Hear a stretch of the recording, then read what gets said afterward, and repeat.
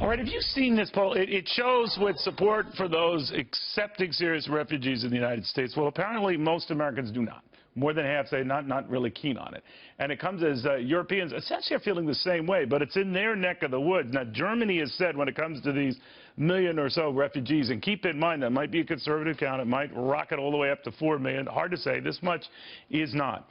Outside of Germany, there's not much appetite to take them in. Over there, in their neck of the woods, you can imagine very little appetite here given what's been going on in California and, of course, over there in Paris to take them in. So where the heck are these people going to go and what happens? We have Dr. Zuhdi Jasser. He is president of the American Islamic Forum for Democracy. You hear this and see this. These are people who are sort of stuck in park, right? Where are they going to go? I can understand Americans' reluctance. I can understand the Europeans' reluctance. But in the meantime, these refugees are building and building and building at these camps. Are you surprised? Both sides of the pond are saying,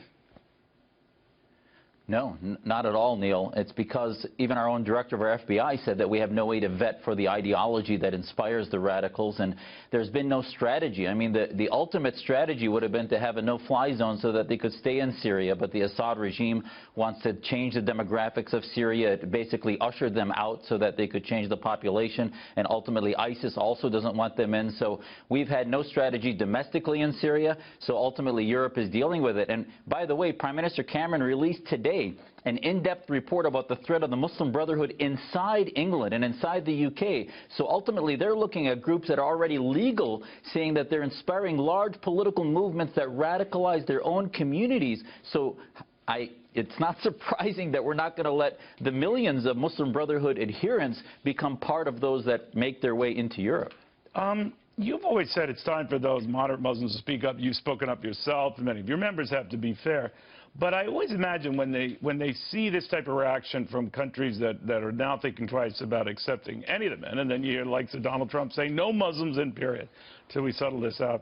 Does that ferment rage? Now, Hillary Clinton might have gone too far as to say it promotes a campaign and a recruitment effort for ISIS. But among moderate, peaceful Muslims, Doctor, do you get a sense that they chafe at that and get angry at that? Not that they necessarily become radicalized, but they become alienated.